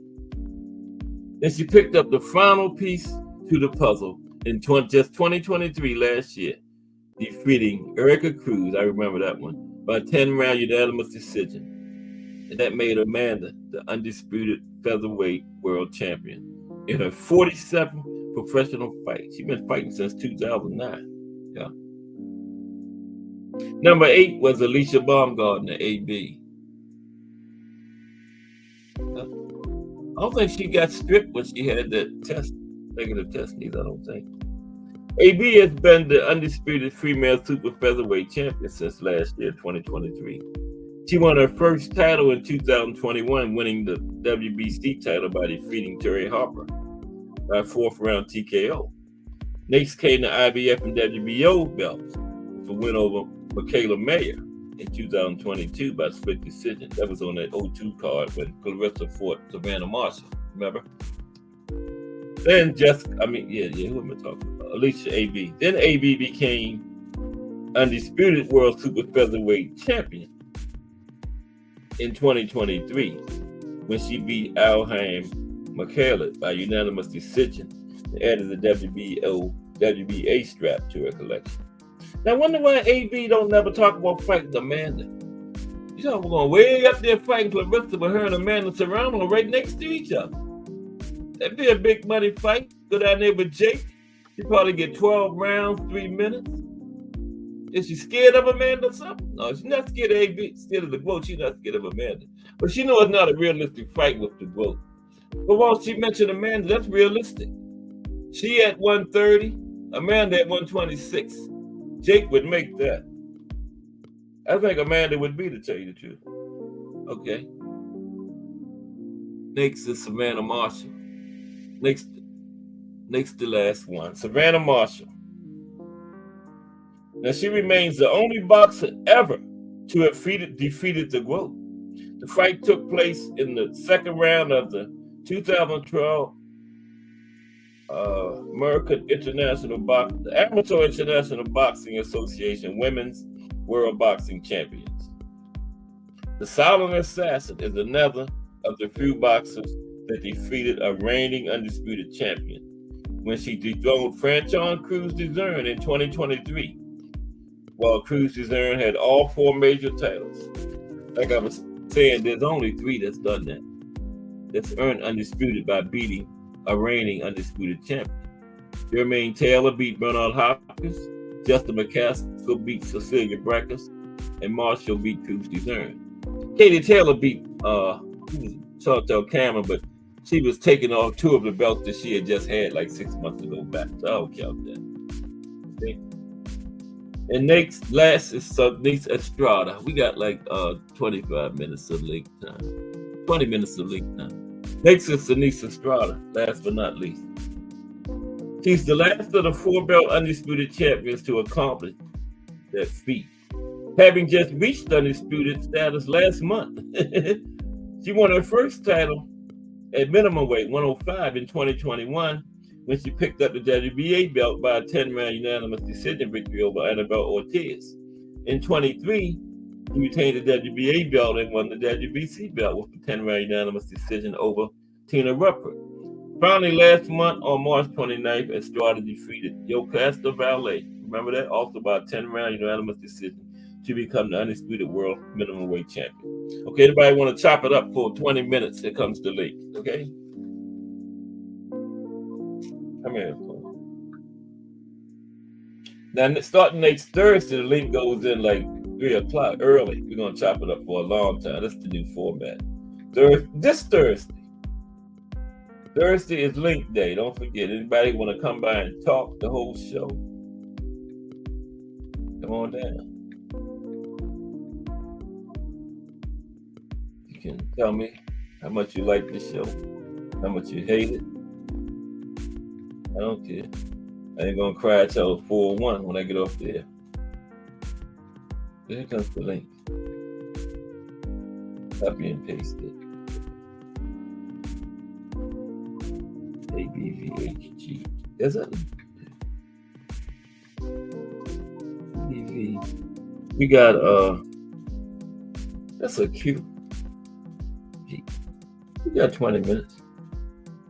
They'll let me know if it's not right. Here it comes. Anybody want to come up and vent about Ryan and Devin?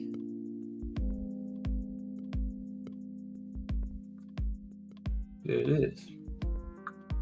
But great Saturday. I enjoyed myself, man. Thoroughly Saturday. We had pizza. We ordered pizza and sit back. Chilled, man. Yes. It was also a card from the UK. Saturday. It sure was. Yeah. There's BBO Boxing TV. What's up, BBO? Hey, what's up, man? Hey, what's happening? Hey, man, I just wanted to say, man, I appreciate you, man. I love the show, man. I love how you go back in time like this, man. Yeah. I was gonna ask you a question, man. Can you believe Ryan pulled a Muhammad Ali? Right. Kind of. Yeah. Because he wasn't given a chance. You know what I mean? Yeah. Yeah, I never thought about it like that. Yeah, he pulled him. Remember when Muhammad was riding past Tony Liston's house, screaming out his house? Oh. Right. I think Tony Liston had a gun and shot at him with a cap gun. Right. He thought it was a real gun. Yeah, Ali had the loudspeaker talking about you big ugly bear and all that. Yeah. Yeah. And yeah, Sonny thought they thought he was crazy. You right about. I never thought about that, BBO, but yeah, he did pull that. Yeah, it was great to see it, man. Yeah, I enjoyed it. It just lets you know. I enjoyed it. It lets you know that, man, the brilliance of Muhammad Ali, how far ahead of his time he was. He was, yeah. For somebody to use a Muhammad Ali more than 50 years later. Ain't that something? That's something to think about. I never thought about that, but you're 100% right. That's the same thing, man. Yeah. Remember they checked Ali's, they checked Muhammad's pulse, they checked his blood pressure. Yeah. They checked all his vitals. They said, is he sane? Yeah. Because he was doing all kinds of stuff. Man, Ryan did the same thing. Yeah, he sure did. And I never thought about that, but he sure did. Yeah, the same thing. I was just glad to see Devin get beat to death like that, man. It was beautiful. Oh man. It was beautiful, man. That's boxing. Even one judge had a draw. Yeah, remember they had a draw. Remember a judge had a draw when Floyd fought Canelo. So I mean that's just they tried to steal it from that kid. They tried to steal it from him. They did. If he hadn't got that last knockdown, they might have. You know that?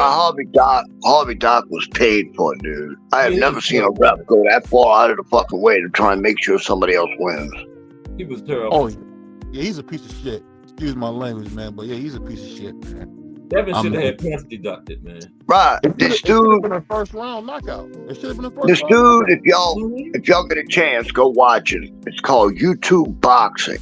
Dude, I think that's who did it. Made a video about Devin and it's basically talking about the highlights, but in there he starts showing all of the hits behind the head.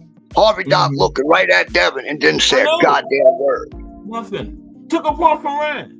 Yeah, then takes a point from Ryan for holding when it was mainly Devin doing all the holding. Now you explain that shit to me and tell me how that's right. That was crazy. Harvey Doc, man, I guess he took what's his name, Kenny Bayless' place as the worst referee in boxing. Kenny retired, right? So Harvey took his Harvey, man. I think the worst is the guy that gave freaking Rolly the goddamn belt over Barroso. That was awful, man. Tony Weeks. That was terrible. Yeah, Tony Weeks, yeah. Oh man. Yeah, but Tony Weeks, man, at least you know Tony Weeks is on the take, man. You know, he ain't even say nothing else but please forgive me. You see he put that big old post, forgive me. But it was just nice, man. It was nice to see all the Bill's lies and all that fall down like a wall, man. It was beautiful. Like the Berlin Wall. I always remember that. They got some mad people today. That's why I said David Hasselhoff started singing. You remember when David Hasselhoff started singing? When the Berlin Wall fell? We got through that. We should have had David Hasselhoff sing when Ryan got beat up. That's why I said it was a beautiful weekend, man. What's up, T? Brother, I tried Cass can tell you. I tried telling people. I said, look, I keep watching these training videos, and I'm telling you, Ryan is changing. I could see how Derek James was just cleaning up the fundamentals with the kid. And he was working on his distance with his jab. He was working on his distance with his right hand, and he was working that right hand. I don't know why Ryan didn't use it more, but his right hand is nice if he uses it. Yeah, it was open all goddamn day, man. It would have been a quick fight if he had used it. Yeah. You know what I'm saying? There's some things that I saw about him that, still will get taken advantage by elite fighters. Yeah. It just showed, man, Devin is a great fighter. And I mean, I'm not going to dump on him. I believe that he went against himself. You never go against your... Huh? I said he's a good fighter. Oh, yeah. My mistake. But I've always said that. I just think that he let the emotion of things affect him in the ring, and had him doing things that he knew not to do. Like, you don't go in there and bang with somebody who's known for putting people out. That's the bottom line. And see, this is another thing that Ryan hit Tank with 4 of them things. Yeah. And I mean square solid, and it didn't look like it phased Tank. So I guess that also looked to them people like, oh, well, he really just don't hit that hard. Nah, Tank is just a special fighter. Tank got a short neck. Yeah, he got a short neck. Hey, Thomas, very strong neck. How did you do that? What? How did you do that? Did y'all see what he just did? The brother's a genius. He just did. This brother just did it again. He just found a way to give Tank some more credit. No credit. It's just that, no, there's no credit to Tank that goes in this fight at all. Nothing here. Even the fake celebration, what he said, I'm celebrating with Ryan on his win.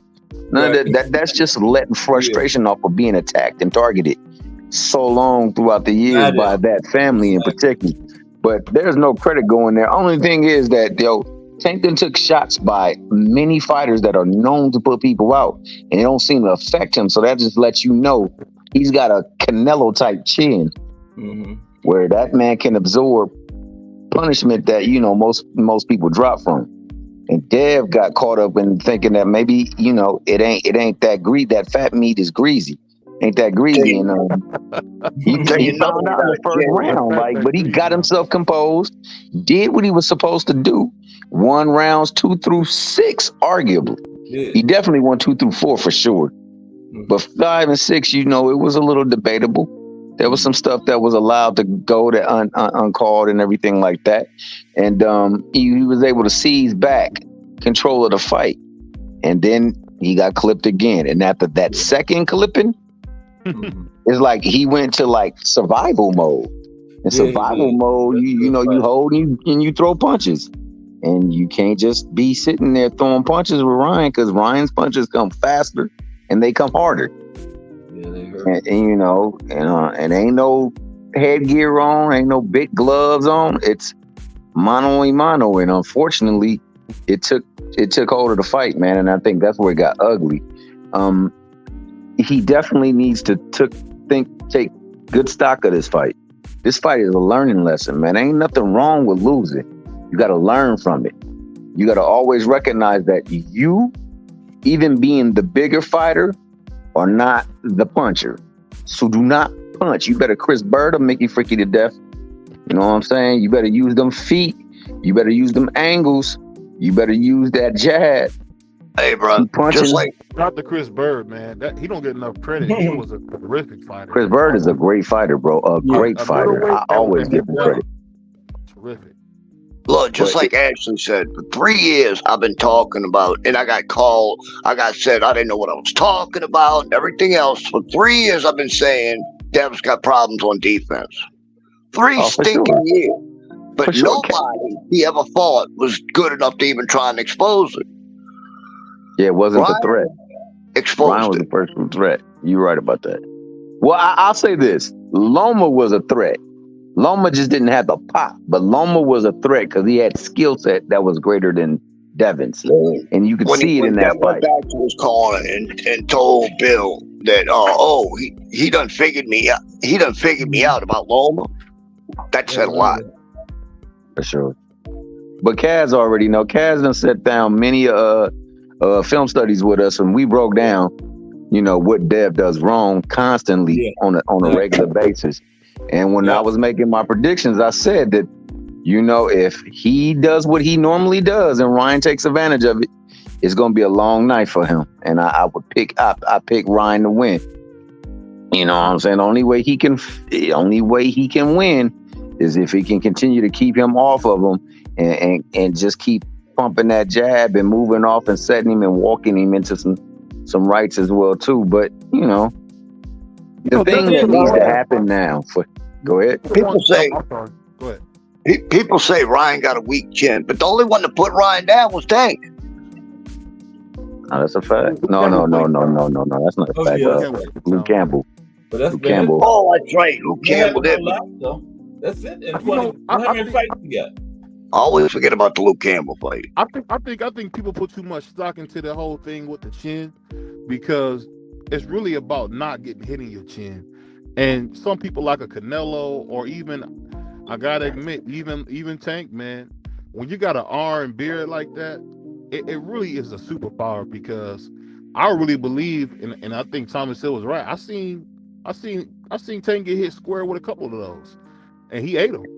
I mean, it just showed you that, Devin Haney, he talks like Floyd, he tries to walk like Floyd, but at the end of the day, Floyd wouldn't have fought that fight. Floyd would have knew Haney. I say to this day, the hardest. He would have knew. He would have knew. Let me box him. Let me stay on the outside. Because let's be honest, when he was on the outside, he really was taking it to Ryan. And Ryan, I hate to admit it, but Ryan had still. I don't know if he was on cocaine or what. Ryan looked like he was out of his mind. When you got a trainer saying "sit your ass down," I never even heard DJ talk like that. I don't think I've ever heard DJ talk like that. So, bro, look, I said a while ago. But when they were talking about Ryan drinking, Ryan got on meds after he canceled out of that other fight, and I remember his dad saying something about him going to get on meds. When you drink, it cancels your meds and gives you side effects. It could have made him drinking could have him hyperactive and a bunch of other fucking things from the meds. Yeah, he looked so jittery starting out in that fight, though, Cass. That's why I was wondering. I thought for a second, like, is he scared? Because I mean, he looked real jittery, and then he caught Devin, and we all know Harvey saved him, and the rest was history. Yeah. But I say this, Ryan, unfortunately, He was wired up in that press conference too. Yeah, he was wired up in that press conference too after the fight. Did y'all see Mike? I'm gonna ask you this, Thomas, and what did y'all see when Mike Tyson went in there to hug Ryan? And he looked at Ryan and he looked at him like he recognized that look before. I could be wrong, but I think that boy Ryan was high on coke, man. I really do, man. He went in there high as a kite and whooped Devin's ass, man. Yeah, man. Lost in the sauce is that Ryan's a good fighter, bro, and he has some special talents with him that can overcome an opponent in there. But I agree with William.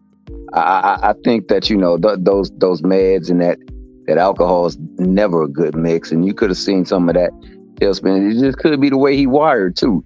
But one thing I will go back to is that Devin from this fight has to learn.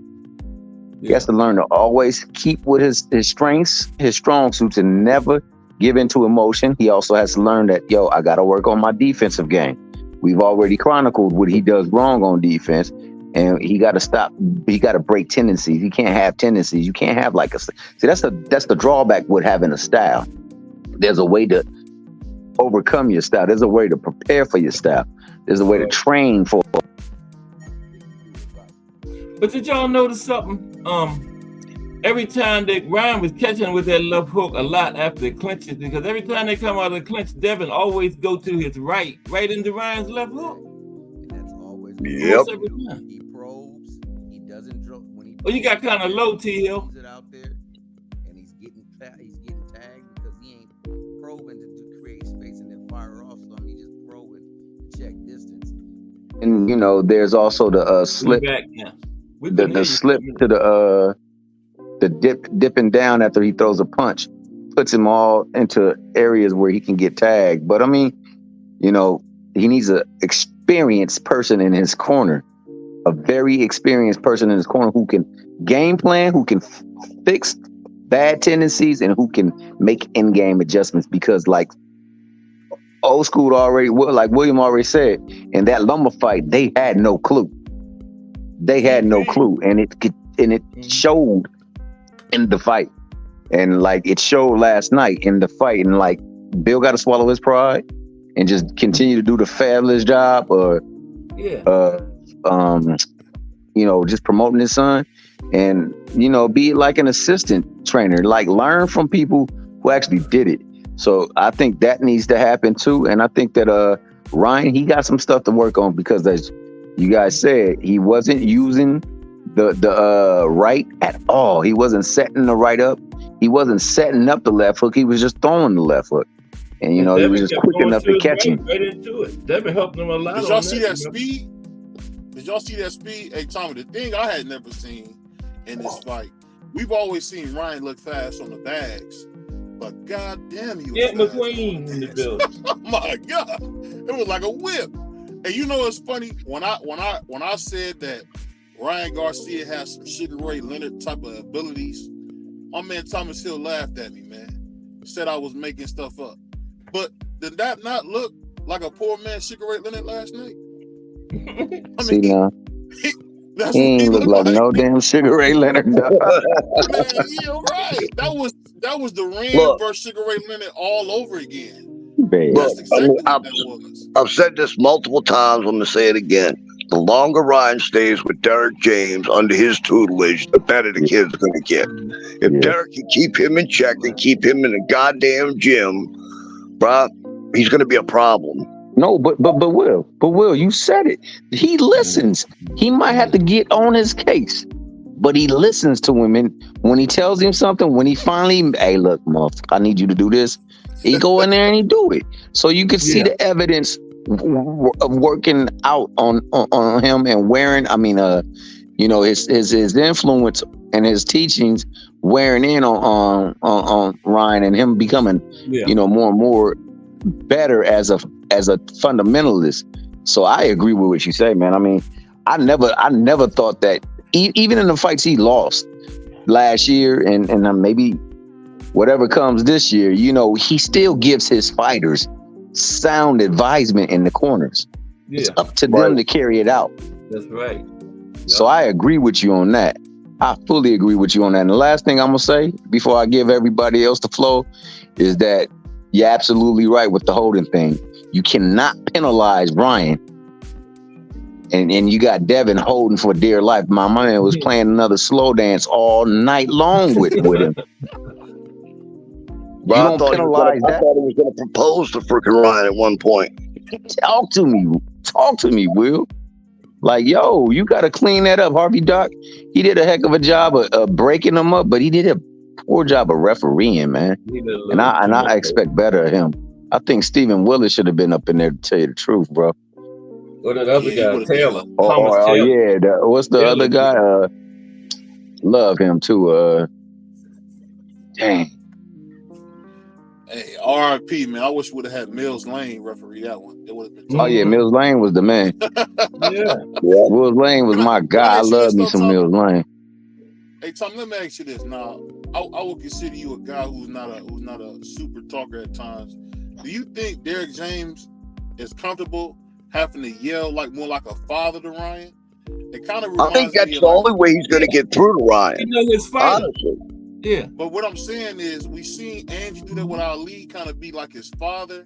When Angie would tell Ali he looked good throwing the right hand, even though he wasn't throwing it. That last moment, if you look at how he had everybody get back, even telling the referee, Harvey Doc, wait, that was like he was talking to his son. And I was wondering, is that what Ryan has been looking for?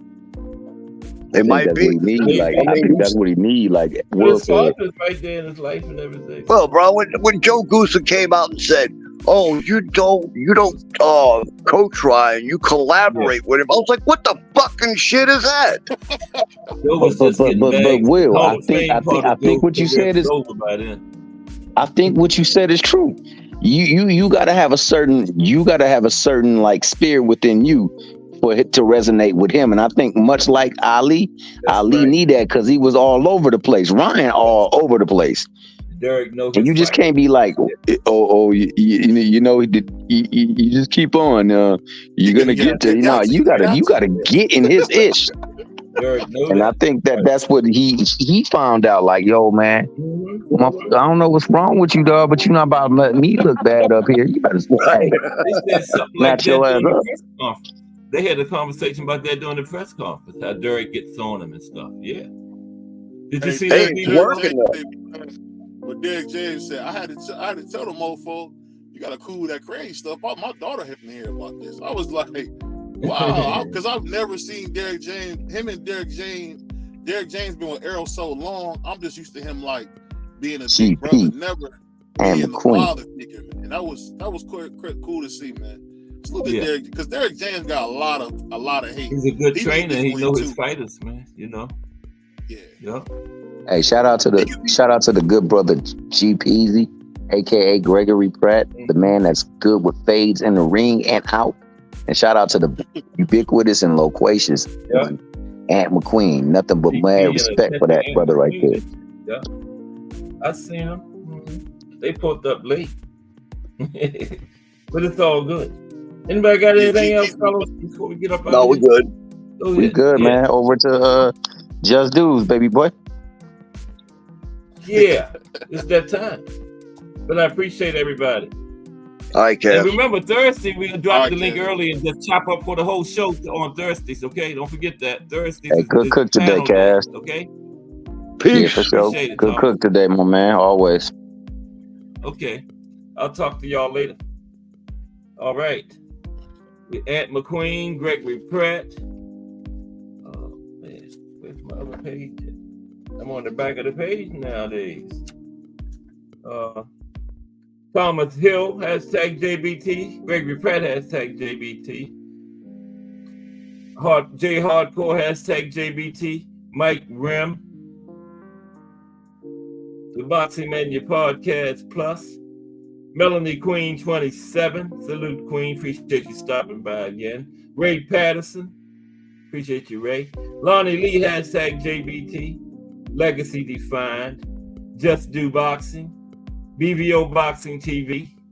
Old School, hashtag JBT. Jury Faints. Showtime the Guy Pass. Our friend from St. Louis, Missouri. Mike Mason. Miss Cass, hashtag JBT. Appreciate everybody. Getting out of here. Don't forget, tomorrow is Bare Knuckles Boxing. And don't forget, Thursday is panel day. Everybody stop by for that because I want these people to come up and chop it up because the link going to be in there early. And the show is yours. Okay. Oh. Everybody have a good day. Cass Sports.